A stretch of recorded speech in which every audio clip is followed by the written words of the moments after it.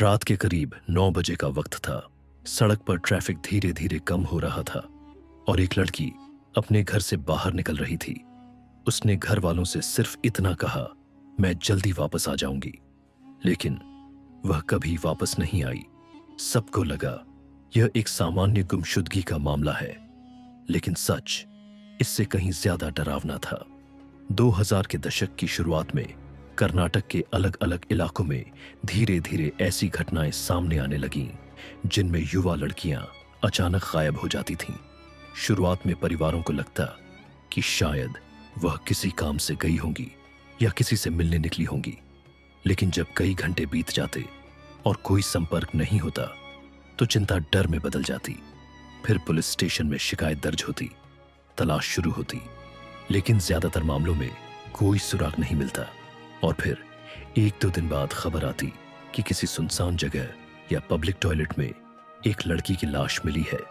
परिवार के लिए यह सिर्फ एक खबर नहीं, बल्कि पूरी दुनिया के टूट जाने जैसा होता। लेकिन पुलिस के लिए यह एक और केस फाइल बन जाता। शुरुआत में इन घटनाओं को अलग अलग समझा गया, क्योंकि हर घटना अलग जगह पर हुई थी, अलग समय पर हुई थी और पीड़िताएं भी अलग अलग इलाकों से थीं। लेकिन जैसे जैसे ऐसे मामलों की संख्या बढ़ती गई, जांच अधिकारियों को महसूस हुआ कि यहां कुछ सामान्य नहीं है।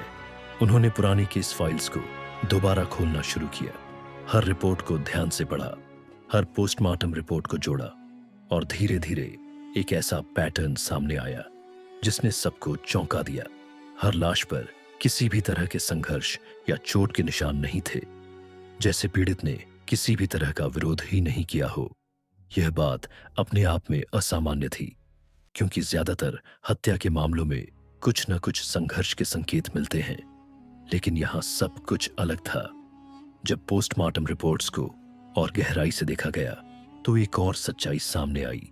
हर केस में मौत का कारण जहर था, और वह जहर था साइनाइड, जो कुछ ही मिनटों में असर दिखाता है और शरीर को पूरी तरह बंद कर देता है। अब पुलिस के सामने सबसे बड़ा सवाल था, अगर यह हत्या है तो पीड़ितों ने जहर खुद क्यों लिया? क्या उन्हें धोखा दिया गया? क्या उन्हें मजबूर किया गया? या क्या कोई ऐसा तरीका था जिससे बिना शक के उन्हें यह करने के लिए तैयार किया गया? इसी सवाल का जवाब ढूंढने के लिए पुलिस ने हर पीड़िता के आखिरी दिनों को जोड़ना शुरू किया। उनकी कॉल हिस्ट्री, उनके मिलने जुलने वाले लोग, उनकी लोकेशन और उनकी निजी जिंदगी की हर छोटी बड़ी जानकारी। और यहीं से धीरे धीरे एक कहानी बननी शुरू हुई। एक ऐसी कहानी जिसमें हर पीड़िता की जिंदगी में एक समान किरदार मौजूद था।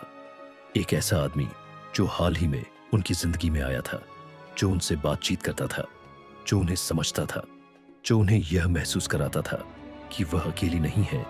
यह आदमी अक्सर उन जगहों पर मिलता जहां लड़कियां अकेले आती जाती थीं, बस स्टैंड, छोटे शहरों के बाजार, मंदिर या ऐसे इलाके जहां बातचीत शुरू करना आसान हो। वह पहले साधारण तरीके से बात शुरू करता, नाम पूछना, हालचाल पूछना, फिर धीरे धीरे फोन नंबर लेना और फिर बातचीत का सिलसिला शुरू करना। कुछ ही दिनों में वह लड़कियों की जिंदगी का हिस्सा बन जाता। वह उनकी परेशानियां सुनता, उनके सपनों के बारे में पूछता और उन्हें यह एहसास दिलाता कि वह उन्हें समझता है। और यहीं पर वह उनकी सबसे बड़ी कमजोरी को पहचान लेता, उनका भरोसा। खासकर उन लड़कियों का जो शादी के दबाव में थीं, जिनके परिवार उन्हें जल्दी सेटल होते देखना चाहते थे। वह जानता था कि यही उसका सबसे मजबूत हथियार है। वह धीरे धीरे उन्हें इस हद तक इमोशनली कनेक्ट कर देता कि उन्हें लगता कि यही वह इंसान है जिसके साथ वह अपनी पूरी जिंदगी बिता सकती है। और फिर एक दिन वह बात कहता जो उसके पूरे प्लान का केंद्र थी, मैं तुमसे शादी करना चाहता हूं। यह सुनते ही लड़कियों के लिए जैसे सब कुछ बदल जाता। उन्हें लगता कि उनका सपना पूरा होने वाला है और यहीं से वह अपने प्लान के अगले हिस्से में प्रवेश करता। वह जल्दी जल्दी मिलने की बात करता, परिवार को बताए बिना एक छोटा सा रिवाज करने की बात करता और फिर एक दिन तय करता जब वह उन्हें किसी सुनसान या कम भीड़ वाली जगह पर ले जा सके। वह उन्हें ऐसे स्थान पर ले जाता जहां पब्लिक टॉयलेट हो, क्योंकि वही उसकी योजना का अंतिम हिस्सा था। वहां पहुंचकर वह उन्हें एक छोटा सा कैप्सूल देता और कहता, यह एक दवा है, इसे अंदर जाकर ले लो, यह रिवाज का हिस्सा है, इसके बाद सब ठीक हो जाएगा। और क्योंकि तब तक उसका भरोसा पूरी तरह बन चुका होता, लड़कियां बिना किसी शक के उसकी बात मान लेती। वह अंदर जाती, कैप्सूल लेती और कुछ ही मिनटों में सब कुछ खत्म हो जाता। बाहर खड़ा वह आदमी मोहन कुमार पूरी शांति से इंतजार करता, जैसे उसे पहले से पता हो कि अंदर क्या होने वाला है। कोई घबराहट नहीं, कोई डर नहीं, सिर्फ इंतजार। और फिर जब सब शांत हो जाता, वह वहां से निकल जाता। कई बार वह पीड़िता के गहने और पैसे भी ले लेता, जिससे यह साफ हो गया कि उसके अपराध के पीछे लालच भी था। लेकिन उससे भी ज्यादा खतरनाक उसकी आदत थी।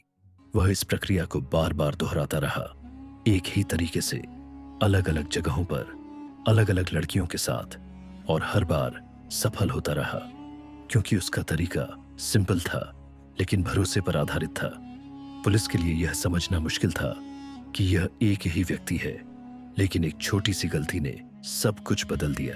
एक फोन नंबर जो एक से ज्यादा मामलों में सामने आया, पुलिस ने उसे ट्रैक किया, उसकी लोकेशन हिस्ट्री निकाली और धीरे धीरे सभी सुराग एक ही नाम पर आकर रुक गए, मोहन कुमार।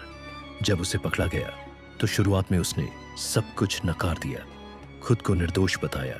लेकिन जब उसके सामने लगातार जुड़ते सबूत रखे गए, कॉल रिकॉर्ड्स दिखाए गए और पैटर्न समझाया गया, तो आखिरकार उसने हार मान ली और सब कुछ कबूल कर लिया।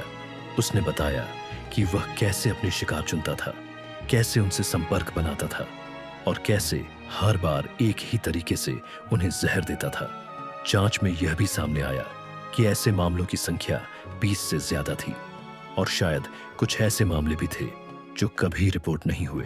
उसकी इस स्वीकारोक्ति ने पूरे राज्य को हिला दिया, क्योंकि यह समझना मुश्किल था कि एक सामान्य दिखने वाला इंसान इतने लंबे समय तक इतने संगठित तरीके से अपराध करता रहा और किसी को शक तक नहीं हुआ।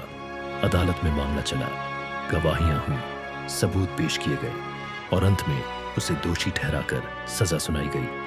लेकिन इस पूरी कहानी के बाद भी एक सवाल हमेशा के लिए रह जाता है, क्या हम सच में किसी पर इतना भरोसा कर सकते हैं, या कभी कभी सबसे बड़ा खतरा वही होता है जो हमें सबसे ज्यादा अपना लगता है, क्योंकि हर मुस्कुराता चेहरा सच्चा नहीं होता और हर परफेक्ट इंसान सुरक्षित नहीं होता।